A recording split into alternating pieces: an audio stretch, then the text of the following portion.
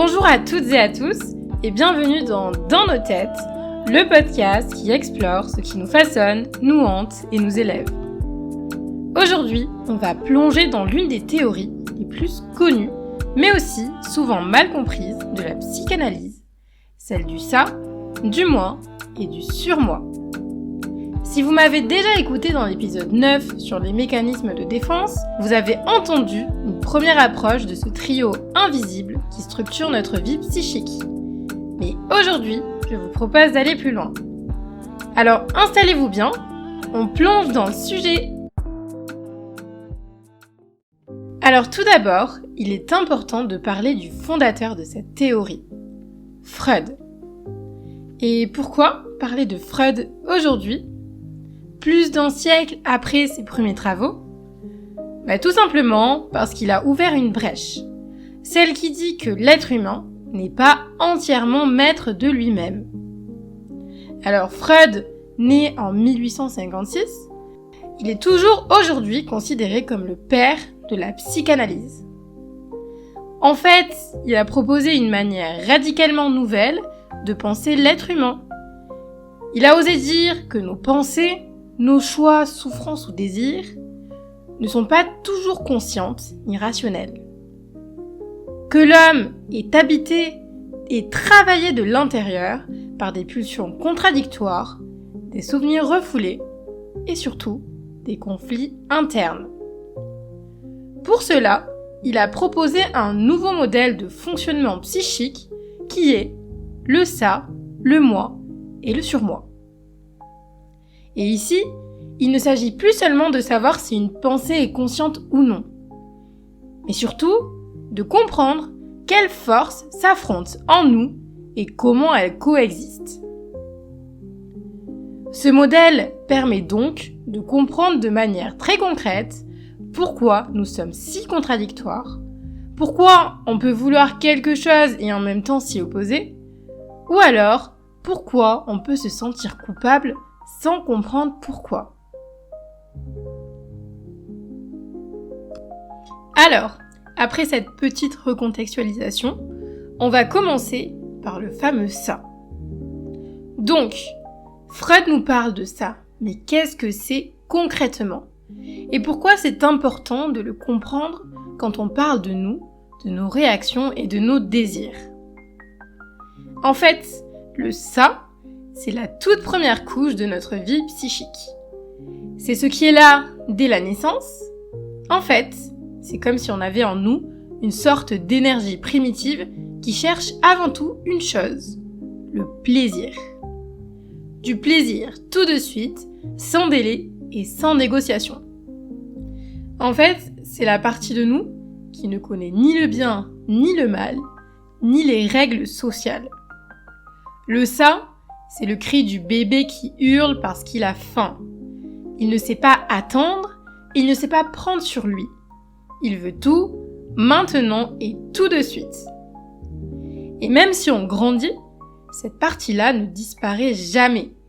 Elle reste et restera au fond de nous. Et en fait, c'est elle qui nous pousse parfois à vouloir envoyer un message impulsif à 2h du matin, alors qu'on sait qu'on va le regretter. C'est elle aussi qui, face à une frustration, déclenche une envie de hurler, de pleurer ou de claquer une porte. Le ça fonctionne selon ce que Freud appelle le principe du plaisir. Il cherche à éviter toute tension, tout manque et toute douleur. Et pour ça, il va constamment générer des désirs, souvent très contradictoires d'ailleurs, mais toujours centrés sur une idée simple. Je veux jouir, je veux être satisfait et je ne veux surtout pas attendre. Et d'ailleurs, je tiens à le préciser, mais il est complètement inconscient. C'est-à-dire qu'on n'en a pas conscience directement. Mais ces effets, eux, se manifestent tout le temps. Que ce soit dans nos fantasmes, dans nos rêves, et donc dans nos comportements impulsifs. Le problème avec le ça est qu'elle peut cacher des impulsions bien plus sombres, destructrices et agressives. Et c'est pour ça qu'en psychanalyse, on parle de deux grandes familles de pulsions dans le ça, donc les pulsions de vie et les pulsions de mort. L'une pousse vers l'union, la construction et le plaisir partagé, et l'autre vers la séparation, la destruction et la répétition douloureuse. C'est pour ça que le ça a besoin d'être régulé. Il ne peut pas diriger notre vie tout seul, sinon ce serait l'anarchie. Mais en même temps, il est nécessaire, car c'est lui qui nous donne l'élan de vivre, d'aimer, de créer et de ressentir. Alors Freud nous dit, on ne peut pas faire taire le ça. On ne peut pas le contrôler directement, mais on peut apprendre à composer avec lui. Quand le ça crie, on peut le reconnaître et ne pas le suivre comme un esclave. Et d'ailleurs, c'est justement ce que va essayer de faire la prochaine instance dont on va parler, le moi. Maintenant qu'on a parlé du ça, cette partie brute en nous qui veut tout de suite, voyons qui est là pour la canaliser, la gérer et la confronter au monde réel. Le moi. Donc, le moi, c'est un peu comme le médiateur de notre vie intérieure. C'est celui qui se retrouve au milieu d'un champ de tension permanente. Il est tiraillé entre, d'un côté, les pulsions du ça, qui veulent s'exprimer sans frein, et de l'autre, les exigences morales du surmoi, qui interdisent, jugent et critiquent. D'ailleurs, on l'approfondira tout à l'heure. Donc, le moi, on pourrait le comparer à un chef d'orchestre qui essaie de faire jouer ensemble des instruments qui ne veulent pas la même chose. Ou alors à un jongleur qui gère 3 balles en même temps, le désir, la morale et la réalité. Et il fait ça tous les jours en continu, souvent sans qu'on s'en rende compte. Le moi n'est pas tout puissant, mais c'est lui qui nous permet de fonctionner. En fait, il prend les impulsions du ça, les examine à la lumière du monde réel, filtre ce qui est possible ou non, et tente de faire des compromis acceptables. Il fonctionne selon le principe de réalité. Par exemple, ok, je veux ça, mais est-ce que c'est faisable? Est-ce que c'est acceptable? Et est-ce que c'est bon pour moi maintenant? Prenons un exemple. Tu as très envie de fumer une cigarette qu'on te propose en soirée, alors que tu as arrêté de fumer il y a 6 mois. Une partie de toi est prise dans l'élan. Vas-y, c'est juste une cigarette. En fait, c'est ton ça qui parle. Mais le moi intervient. Ok, attends. Est-ce que c'est une vraie envie ou juste un manque passager? Et est-ce que ça va apaiser quelque chose ou te foutre encore plus mal après? Le moi, ici, joue le rôle de filtre, de recul et de régulation. Il est aussi le siège de notre identité, de notre pensée consciente et de notre volonté. En fait, c'est lui qui permet qu'on prenne du recul, qu'on rationalise et qu'on décide. Mais ce n'est pas simple pour autant, parce que parfois, le moi est débordé. Le ça pousse trop fort, le surmoi aussi, et la réalité devient trop dure. Et là, le moi active des mécanismes de défense. Il va détourner, nier, déformer certaines choses pour éviter de souffrir psychiquement. Et d'ailleurs, c'est ce dont on a parlé dans l'épisode 9 sur les mécanismes de défense. Le refoulement, la projection, le déni, etc.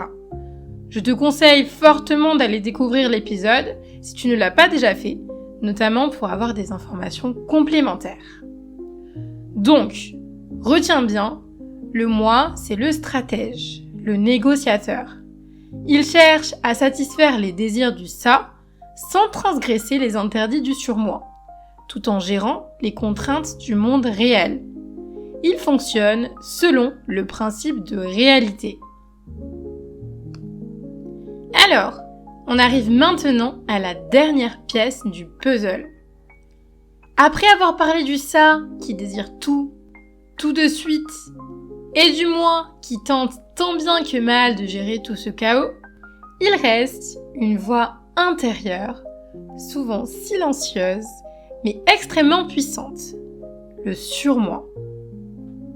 En fait, le surmoi, c'est un peu notre juge intérieur. C'est la partie de nous qui a intégré les règles, les interdits, les normes et les valeurs qu'il faut avoir. Au départ, transmises par nos parents, puis par l'école, la société, la culture, la religion, et en fait, tout ce qui structure le bien et le mal. Mais attention, il ne fait pas que poser des limites. Le surmoi, c'est aussi celui qui nous pousse à faire ce qui est juste, à nous dépasser et à agir avec intégrité. Il peut en effet nous inspirer, il peut nous protéger de nos impulsions destructrices ou donner du sens à nos choix, mais il peut aussi nous enfermer dans la honte, dans l'auto-culpabilisation et dans l'exigence de perfection. C'est là, d'ailleurs, que ça se complique. Freud disait que le surmoi se forme à la fin du complexe d'Œdipe. Quand l'enfant comprend qu'il ne peut pas tout avoir, qu'il y a des règles, des limites, et surtout une autorité à respecter. Cette autorité, à force d'être répétée, intériorisée, devient une partie de nous. Elle n'est plus dehors, mais elle est dedans. Et c'est pour ça que, même adulte, même loin de nos parents, on peut encore entendre cette petite voix qui dit « Tu devrais avoir honte, tu n'en fais pas assez et tu n'es pas à la hauteur. » Le surmoi, parfois, c'est cette pression qu'on ressent sans savoir d'où elle vient. Cette impression d'être toujours en faute, même quand personne ne nous accuse. En fait, c'est une voix qui ne crie pas toujours, mais qui murmure très fort. Prenons un exemple. Au moment de te poser, il y a une petite pensée qui surgit. En vrai, j'aurais pu faire plus. Ça, c'est ton surmoi. Et parfois, il est très très dur. Le problème, c'est quand le surmoi devient tyrannique, quand il écrase le moi, quand il nous empêche de ressentir, d'exister et d'aimer sans peur du jugement.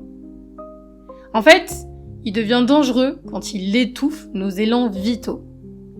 Il ne faut pas l'éteindre, mais apprendre à l'écouter sans se soumettre, à faire la différence entre un rappel juste et un flic intérieur surpuissant. Et c'est là que le moi joue encore un rôle essentiel. Il doit composer avec cette voix, dialoguer avec elle, dire parfois « je t'entends mais ce n'est pas le moment » ou même « merci, mais là j'ai besoin de vivre, pas d'obéir ». Et en fait, notre santé mentale, c'est cet équilibre fragile entre ces trois forces. Le ça qui veut jouir, le surmoi qui juge, et le moi qui essaie de faire tenir les deux dans une même vie, une vie vivable, mais surtout humaine.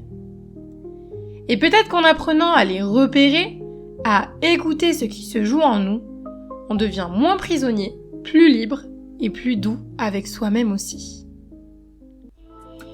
Voilà, c'est tout pour aujourd'hui. J'espère que cet épisode t'aura permis de mieux comprendre ce qu'est le ça, le moi et le surmoi d'après Freud. Dans le prochain épisode, je parlerai d'un syndrome invisible et bien présent pour certains, le syndrome de l'imposteur.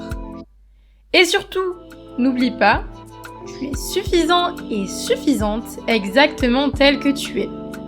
Je te souhaite une très belle journée.